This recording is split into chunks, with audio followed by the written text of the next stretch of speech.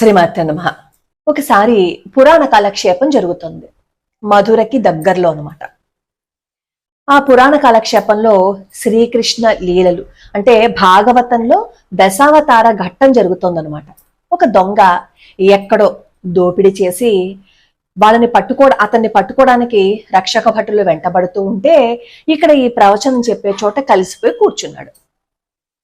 ఆ ప్రవచనం చెప్పినంతసేపు అలాగే విన్నాడనమాట. అందులో కృష్ణ పరమాత్మ వైభవం గురించి, కృష్ణ పరమాత్మ ఏ నగలు వేసుకుంటారు, ఎంత అందంగా ఉంటారు, ఇవన్నీ వర్ణించి చెప్తున్నారు. అక్కడ పురాణం చెప్పేవారు. సరే, అందరూ పురాణం విన్నారు, వెళ్ళిపోయారు. ఈ దొంగ మాత్రం ఇంకా ఉండిపోయాడనమాట. అప్పుడు ఆ పురాణం చెప్పాయని అనుకున్నారు.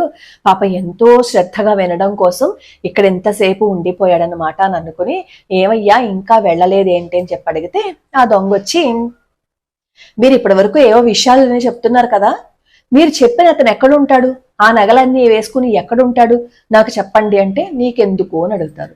నేను దొంగని, ఆ నగలన్నీ నేను దోచుకోవాలి, మీరు గనక అతను ఎక్కడుంటాడో చిరునామా చెప్పకపోతే మీ ప్రాణాలు తీసేస్తాను అని చెప్పి అంటాడు అనమాట. సరే, ఇది ఒక పరీక్షగా భావించి ఆయన ఎక్కడుంటారో చెప్తారు.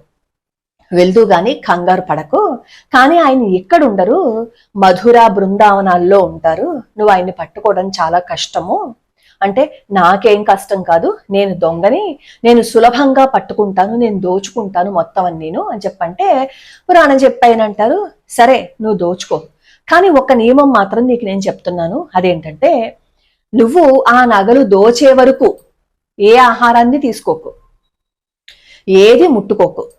అలా అయితే నువ్వు తొందరగా దోచుకోగలుగుతావు, నా మాట విను అని చెప్పి చెప్తాడు. అంతసేపు ఆ పురాణం విన్నాడు కదా ఆ దొంగ, కాబట్టి ఆయన చెప్పే మాటల మీద నమ్మకం కుదిరిందనమాట. సరే, ఇప్పుడు ఇది నువ్వు చెప్తున్నావు కదా, నేను పట్టుకోలేనంటున్నావు, దోచుకోలేనంటున్నావు కదా, సరే ఎవరు గెలుస్తారో చూస్తాను, ఎలా అయినా సరే మొత్తం అతని నగలన్నీ నేను కొట్టేసి వస్తాను అని చెప్పి మధుర బయలుదేరిన తర్వాత అక్కడ ఉన్న వాళ్ళందరినీ అడుగుతాడనమాట. కృష్ణుడు వర్ణన చెప్పారు కదా, ఆ పురాణం చెప్పాయన ఎలా ఉంటారు ఏంటని చెప్పారు కదా, అక్కడ ఉన్న వాళ్ళందరినీ నెమలి పింఛం పెట్టుకుని, నగలు వేసుకుని, పట్టు వస్త్రం కట్టుకుని, పిల్లన గ్రోవితో ఉండే బాలుడు ఎక్కడుంటాడు చెప్పండి అని చెప్పి అందరినీ అడుగుతారు. అందరూ ఇతన్ని కాస్త వెటకారంగా చూస్తూ, నువ్వు అడుగుతుంది కృష్ణుడు గురించి, ఆయన ఎక్కడెక్కడ ఉంటాడు, ఎప్పుడో ద్వాపరయుగం నాటి మాట ఇప్పుడు అడుగుతున్నావు నువ్వు, నీకు ఇప్పుడు కనిపిస్తాడనుకుంటున్నావా అని చెప్పి అందరూ వెటకారం చేస్తారు. పట్టుదల పెరిగిపోయింది. తినడానికి కూడా ఏమి మనసు ఒప్పట్లేదు, ఎందుకంటే అక్కడ మాట ఇచ్చాడు కదా ఏమి తినను అని. అందుకని చెప్పి ఇలా కృష్ణుణ్ణి అలా వెతుకుతూనే ఉన్నాడనమాట. ఇంకా చివరికి నీరసం వచ్చేస్తుంది, చాలా రోజులైపోయింది, భోజనం లేదు, ఏమి లేదు. చివరికి ప్రార్థిస్తాడు, ఎక్కడున్నావు నువ్వు చెప్పు, నాకు కనిపించు, నువ్వు ఎక్కడున్నా ఇక్కడికి రా, నీ కోసం వెన్న పెడితే నువ్వు వస్తావు అని చెప్పారు కదా, ఇదిగో నేను వెన్నిస్తున్నా అని చెప్పి వెన్న పెడతారు. అప్పుడు ఒక మాట వినిపిస్తుంది అనమాట. ఏమనంటే, నీ ఎదురుగుండా ఒక గోమాత వెళ్తోంది కదా, దానిని అనుసరించి నువ్వు వెళ్ళు అని ఒక మాట వినిపిస్తుంది. వెంటనే ఒక గోమాత వెళ్తున్నట్టు చూస్తాడనమాట. వెంటనే గోమాత వెనకాల వెళ్తారు. అది ఆ గోమాత యమునా నది పరివాహక ప్రాంతానికి తీసుకువెళ్తుంది, యమునా నది దగ్గరికి తీసుకువెళ్తుంది. అప్పటి వరకు ఉన్న వాతావరణం పూర్తిగా మారిపోయిందనమాట. మారిపోయి చల్లగా చక్కగా ఎంతో ఆహ్లాదంగా మారిపోయింది.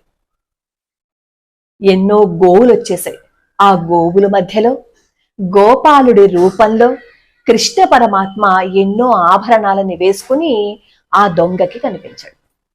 వెంటనే ఆ దొంగ కృష్ణ పరమాత్మ దగ్గరికి వెళ్ళిపోయి, నీ ఒంటి మీద నగలన్నీ తీస్తావా తీవా అని బెదిరించాడు కృష్ణ పరమాత్మ. కృష్ణ పరమాత్మ చిద్విలాసంగా నవ్వుతూ, ఎందుకంత కంగారు పడతావు, నా నగులను దోచుకుంటావా నువ్వంటే, అవును నిన్ను నేను దోచుకుంటాను, దోచుకునే తీరతాను అని చెప్పి ఈ దొంగ అంటాడనమాట. వెంటనే కృష్ణ పరమాత్మ, సరే దోచుకుంటానంటున్నావు కదా, నువ్వే తీసుకో అంటారు కృష్ణ పరమాత్మ. అప్పుడు పాదాలకు ఉన్న ఈ కడియాలు ఉంటాయి కదా, అవి తీయడానికి వంగుంటాడు, ఆ పాదాలని పట్టుకుంటాడు. అంతే, ఒక్కసారి జీవితంలో కృష్ణ పరమాత్మ పాదాలు పట్టుకునే అసలు ఆ అదృష్టం వస్తే జీవితం మారిపోతా చెప్పండి. అసలు ఆ దొంగ ఎన్ని జన్మల అదృష్టం చేసుకున్నాడో కదా. కృష్ణ పరమాత్మ కోసం తనకి తెలియకుండా అయినా సరే ఉపవాసం ఉండి ప్రతి క్షణం కృష్ణుడు గురించి వెతుకులాట మొదలు పెట్టాడు.